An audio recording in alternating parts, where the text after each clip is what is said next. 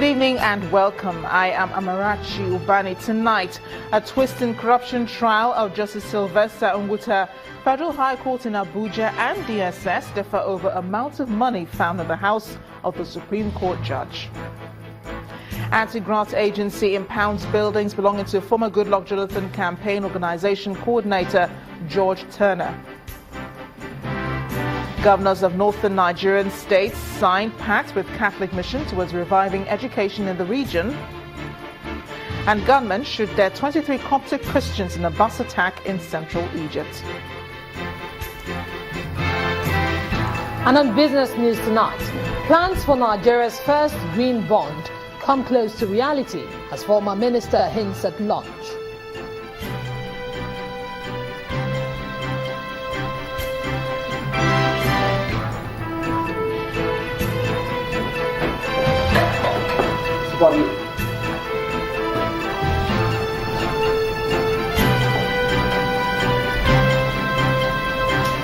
And on sports news, the stage is set for an epic battle in the Channel's International Kids Cup final at Campus Square between African Church Primary School and Burhanuddin.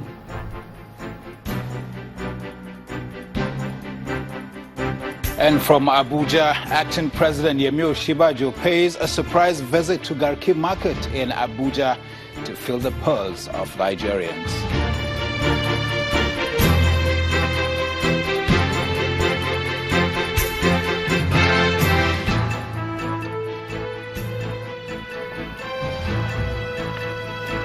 The Federal High Court sitting in Abuja and the Department of State Services have agreed over the amount of money found in the house of Justice Sylvester Unguta. The Supreme Court Justice is standing trial for money laundering and breach of professional ethics. After the money was counted in the court, it was found to be less than the amount the prosecution witness earlier informed the court was found during a search of the judge's residence in October 2016.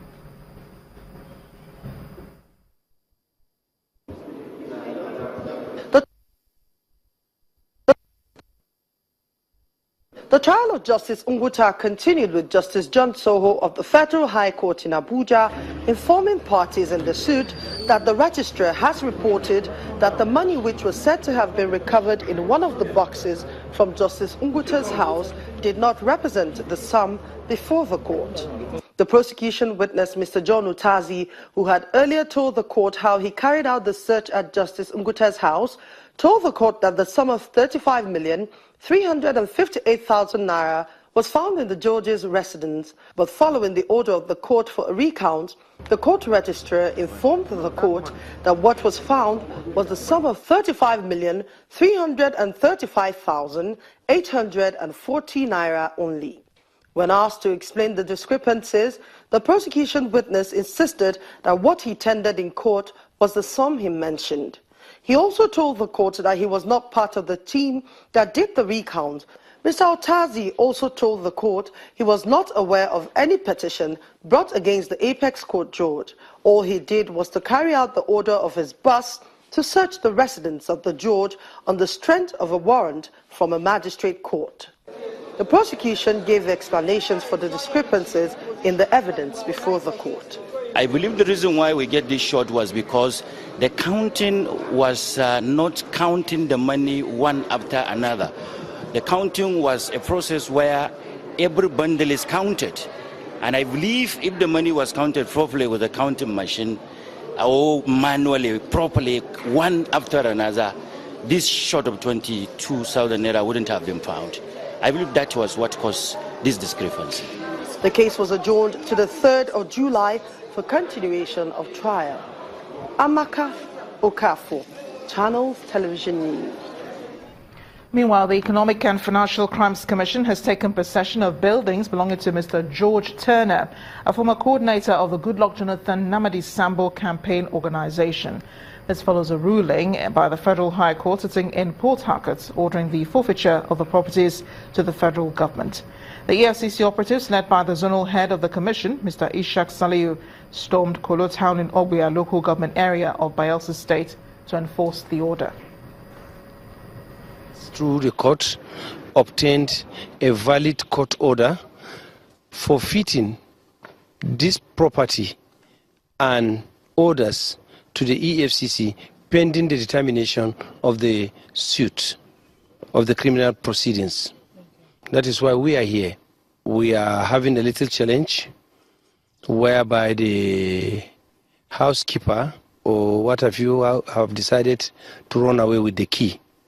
EFCC being a law-abiding organization, although we have the right of egress and egress to enter and go out, we are also very conscious of the fact that we would like at the end of the day the reign to be maintained. We are going to place our people here so that nothing can be destroyed or harmed or damaged. The Attorney General of the Federation and Minister of Justice, Abubakar Malami, says apart from the anti-corruption war, the government is very committed to turning the economy around.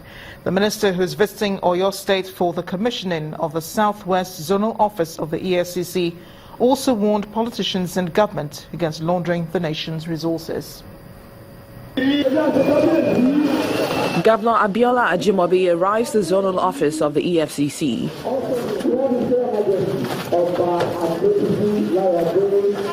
He's welcomed into the premises by a guard of honor mounted by men of the EFCC.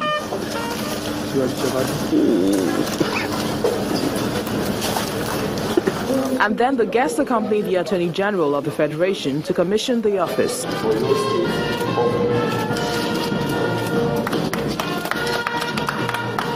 The acting chairman of the EFCC, Ibrahim Magu, explains the key role the commission is playing to ensure that the nation is corruption-free.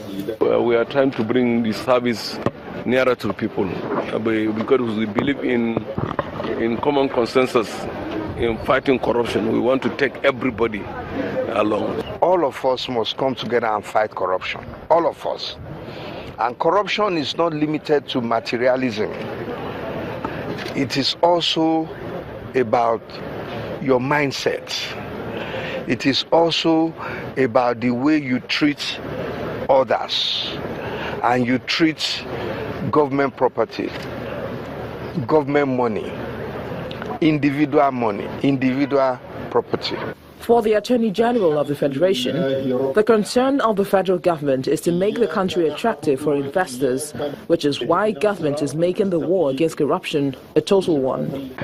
The whistleblowers policy has equally demonstrated a greater success and indeed has testified to the fact that the Nigerians are indeed ready and willing to partner with the government in the fight against corruption. So my advice to the people is to intensify efforts towards fighting corruption by way of collaborating with the federal government and then indeed taking it down to the lower strata of the society. Now that the Southwest Zonal Office of the EFCC is in place, those arrested by the body may not be taken to the EFCC headquarters for interrogation unless it becomes necessary or on the directive of the acting chairman of the commission. The Minister of Health, Professor Aide Kadewale, says appropriate sanctions will be meted out on the Kenya Airlines for flying a corpse into the country without due certification and clearance. The minister told newsmen in Osogbo, the Osun State capital, that no clearance was given by the Ministry of Health, as at the time the corpse was brought in from the Republic of Congo. However, when the corpse was tested, it was found free of the Ebola virus. By Kenya Airways into the country without due certification and clearance. The first thing is to reassure Nigerians that we're on top of this matter. Query has been issued to the airline, and I can assure you appropriate sanctions will be issued. Because for you to bring a corpse into Nigeria, you need the clearance of the Federal Minister of Health, and that has not been issued as of the time that corpse was brought in. But I think that is just part of the story, because we actually impounded the corpse, we tested it, and we can confirm that it is Ebola-free. The number of out-of-school children in Nigeria's northern region has reached alarming level, with governors of the 19 northern states describing the situation as unacceptable. As part of measures to address this, the Northern Governors Forum has signed a pact with the Catholic Mission for the revival of education in the region. The chairman of the Northern Governors Forum, Governor Kashim Shettima of Borno State, says the agreement is a major step towards ridding the region of poverty and illiteracy. According to the United Nations Children's Education Fund, UNICEF, there are over 14 million out-of-school children in northern Nigeria alone. The situation is further worsened by the Boko Haram insurgency, which unleashed terror on school children, especially in northeastern Nigeria. At the signing of the Education Revival Agreement with the northern governors in Abuja, the representative of the Catholic Mission says the project will also help the government to completely win terrorism in the northeast. Proper education of the children and the youth is of utmost importance for the whole world, especially for this region. We can beat Boko Haram with arms, but we know that it will only be fully defeated when the children of northern Nigeria will have access to proper education. Meanwhile, the chairman of the Northern Governors Forum says the agreement will address poverty, which he says characterizes the region. The Northern Governors are particularly touched with this educational intervention because we believe most of the problems in the North are products of low literacy and high poverty levels. Of course, the low literacy is sufficiently responsible for the high poverty. And what we need is to make our educational institutions functional, qualitative, and accessible. On his part, the Bishop of Sokoto State, Reverend Matthew Kuka, appeals to governors from the northern region to ensure the pact signed is implemented. I just want to make an appeal to the chairman, and I know I'm preaching to the converted, but a lot of the heavy lifting will have to be done by the Governors Forum. The Nigerian Governors Forum will have to take this burden off us in order to make sure that this project sails very smoothly. The Education Revival Agreement is targeting the equipping of schools in the north with e-learning facilities that will help pupils connect and share ideas with their mates from other parts of the world.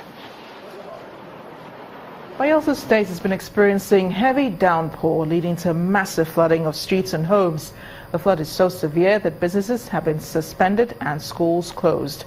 Residents are asking the government to build proper drainage systems to prevent a recurrence. Heavy downpour resulting in flooding in Yenagoa. Residents here appear overwhelmed with the water almost at knee level right inside their homes. Others managed to scoop out the water. With frustration written all over their faces, residents try to rescue whatever is left by the floods. The compound is flooded, the classes is filled with water, teachers are swimming in water, parents are swimming in water, pupils are swimming in water, so the learning couldn't take place, so I had to ask the children to go home. The nursery section, there, water all over inside the classes. Eyewitness accounts say the rain started at about 4 o'clock in the morning, while most residents were sleeping. We woke up this morning only to find out we are submerged in water, completely submerged in water. All my belongings, our assets, everything are in water. In fact, we don't know where to start from. We have been packing our things out, but after a while we got tired and had to leave our things. We have stagnant water, so we have mosquitoes flourishing. And if mosquitoes flourish, what will happen? We'll have people in the long term having malaria and other health challenges. This is Ekeke Housing Estate along Azikoro Road in the heart of Yenagoa. Its main entrance has been overrun by the rising water, which is believed to have been caused by blocked drainages. The last time there was such flooding was in 2012. One of the key challenges facing development that is causing this flood is as a result of indiscriminate buildings and constructions on natural water channels. The schools and even places of worship are also affected by this latest flood. While the residents wait for the dry land to return, they appeal to the Ministry of Environment to look into the issue of blocked drainages to avoid a recurrence, especially during the heavy rains.